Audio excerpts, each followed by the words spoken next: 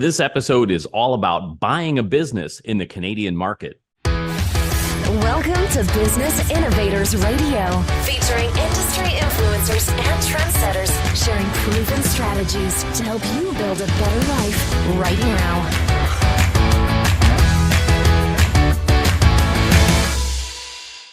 Welcome to the program. I'm Mark Imperial.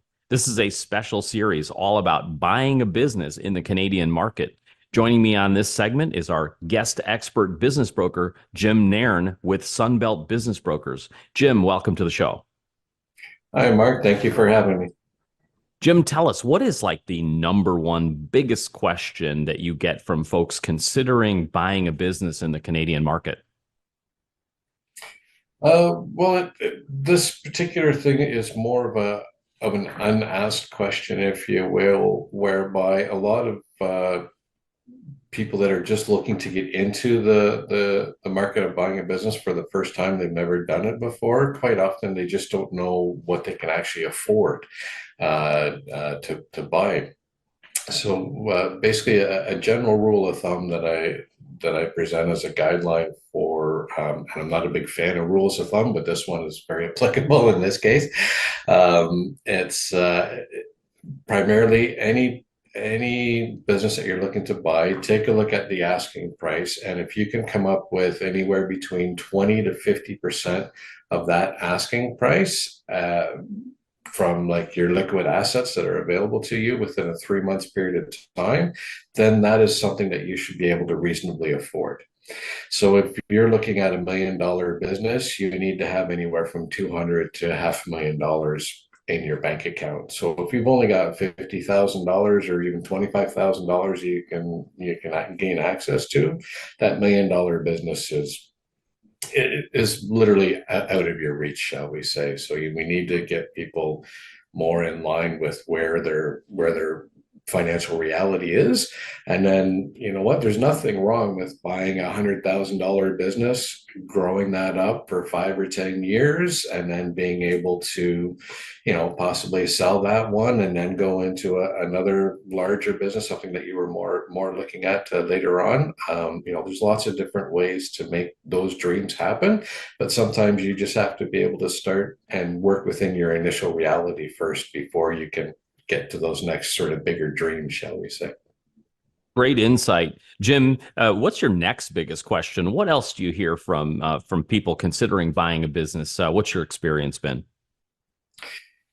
Well, aside from the fact that people are interested in everything, I don't care. Just find me a good business or find me a business that I don't have to actually work in. I can just make money on. I get that one a lot. And it's like, you know what? If I had a lot of those businesses for sale where you actually didn't have to work in it, why would I sell it to you when I wouldn't just buy it myself, if you know what I mean, right? But there are people out there looking for that sort of thing, and I can't blame them. And there are those opportunities out there and available, but they're often really hard to find, shall we say. More often than not, when you're looking at businesses that pretty much run themselves, that are more of an investment, you're starting to look at, about the $3 to $5 million range, and then up where they actually have management in place and the like. If you're looking at like $1 million or even $2 million and under, typically speaking, you're still going to need to be working in the business to try to make it happen, not just on the business. So there's some big misconceptions out there about just a lot of passive income. It's not like real estate where you can just buy a house and rent it out and let someone else do the property management for you, kind of thing. It's there's usually a lot more to it. Yeah, you brought up a point. Sometimes folks are looking for businesses and they're not real specific about what type of business is. Well, what's your experience been, and what kind of advice do you give people? Do you want them to have experience in the business, or what's your experience been, and what advice would you give around that? So as far as that goes, the experience-wise, some of that can be transferable from other things in life. Like if retail, a lot of different retail can be related to other niches of retail aspects, if you will. Having an office administration background or a warehouse background, there can be transferable skills there to other different types of operations. So it just depends on a lot of the willingness and the ability as well of the prospective buyer to be able to want to learn any potential new things they would need to take on a business. Like they may have had an interest in that kind of thing when they were younger or got out of high school or were working in college and hadn't worked in that industry in 20, 30 years, whatever the case may be. But now they could be coming back around to it. So it's one of those things where there could definitely be some ways to make it work. That's sage advice, and it sounds like it's very situational, depending on the specialized skill that they may have to pick up. So, Certainly. Jim, if there's another big question or concern from somebody looking to buy a business in the Canadian market, what would another big question you get be from a buyer?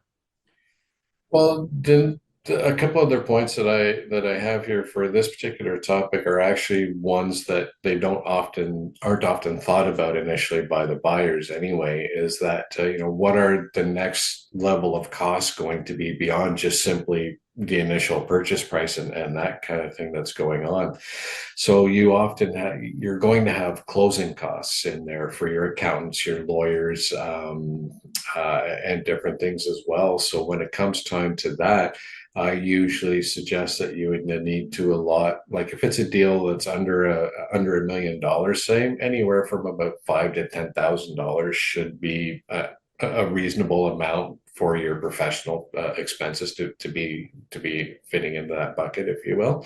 And if it's over and above, then obviously that gets a little bit larger because it's getting a lot more detailed, and you need to have more professionals or more time for them involved in that. So they're generally going to charge you a bit more for that work. Gotcha. Are there any around the topic of buying a business in the Canadian market? Are there any myths and misconceptions around that? The biggest one is just kind of the passive income one, but another hidden one, I guess, would be about the fact that, again, they just don't know. The buyers oftentimes just don't know that there's other expenses to be accounted for, similar to like the closing costs. Sometimes you're going to have your rent. You're going to have first and last month's rent, a new deposit going in for all of your accounts, like your heat, your hydro, your phones, your POS systems, all that other kind of stuff. You're going to have those particular expenses to have to likely put down deposits for it and get that. If there's franchising involved, you are often going to have a new franchise license fee, training fee, and sessions and all that other kind of stuff going on. Quite often, if you have to transfer specific licenses from government or other municipal or regulatory offices, you're going to have those fees and time delays involved. Vehicles, you're going to need to make sure that they're all going to be safety inspected, ready to go. And even if they do pass the pre-safety, that doesn't always mean that they're going to be, fully workable. There could still be some more work that needs to be done on them. But yeah, there's so many other different costs and things like that can be involved in after the closing. And as well, sometimes depending on the industry you're going to be looking at buying in, if it's a construction or a similar type of industry where sometimes they don't get the companies don't get paid for the work that they do for anywhere from 60 to 90 to 180 days after the work's been completed. You have to account for that cash flow. Where are you going to get your operating money from after you buy the business, if that's the type of industry you're looking at? So you need to be able to make sure you've got access to either a line of credit or some other form of cash flow that makes sure that you can pay your bills and your staff and your supplies so that you can do the work, so that you can get paid. The vicious cycle to make sure that happens. So again, there's so many different factors that a lot of people, when they're just initially coming into looking at buying a business, they don't necessarily know to consider. So that's part of the the bonus of having someone like myself and other business broker professionals on their side to help them through the process so that they can learn the things that they don't necessarily wouldn't consider on their own when looking into buying different opportunities that are out there. Great insights there. And that leads me to my next question. All those things that you mentioned are out of all of that and more, what is the biggest mistake or pitfall you could ever see a buyer make when buying a business? What's the biggest? Quite often, the biggest one is just underestimating that those particular expenses. They sometimes might think that it's all right. I'll make it work, or whatever the case may be, or I should only need, say, 3 months when they actually need 6 months worth of cash flow or whatever included in a deal. They underestimate that for whatever reason that is their own, and so that can again set themselves up for some jeopardy. But again, quite often, what my profession will do is we will try to account for having enough what's called networking capital in the business for when the business is sold, that the business should be able to sustain itself until such time as the cash flow regenerates to resupply the bank accounts without the new owner having to go and get too big of a line of credit. They'll need to get some, but the cash flow that's included in the deal should be able to support for a little while of operations until the line of credit needs to kick in. On the topic of buying a business in the Canadian market, is there anything that I didn't think to ask you that you'd like to add that you feel is important to share with potential buyers today? I guess the big thing that I would really recommend is that to only inquire on businesses that make sense that you have an interest in. We get inquiries, or at least I know I do. I get inquiries all the time from people that when I follow up with them, there's no way I can work on a business like this, or I just wanted to get in front of you to talk to you to get on your radar.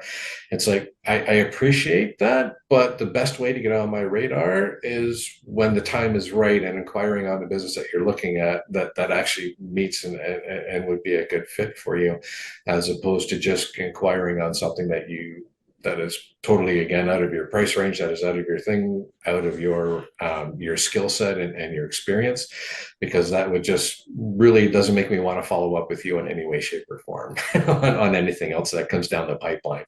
So the best advice I would have is to hold off on getting in touch with business brokers until such time as you see something that is actually a reasonable fit for you versus just inquiring on something that doesn't have a fit. If you want to do a general inquiry, don't inquire on a direct ad. There's all different kinds of ways to go and get our email addresses and or our office phone numbers. I would do it that way versus inquiring on a specific ad that, again, doesn't relate to you in any way, shape, or form that you're not qualified to take on. So with that said, Jim, for folks who are serious and want to get started down the road of potentially buying a business in the Canadian market, and if they'd love to work with you or get a hold of you, how could they find you and connect? Certainly. So through our website there, sunbeltcanada/kingston.com, or I'm also on LinkedIn and the International Business Brokers Association, the M&A Source, and the International Business Brokers of Canada. I'm all over the internet, so just type in my name, Jim Nairn, and you should be able to find me through any number of avenues. Jim, this has been terrific. Thank you again for sharing with my audience, and I wish you continued success for you and for all of your clients. Thank you very much, Mark. I appreciate that, and I'll take all of that I can get. You have an amazing day, sir. That was Jim Nairn, expert business broker with Sunbelt Business Brokers. And that's all for now. I'm Mark Imperial. Thanks for joining me, and we'll see you on the next episode.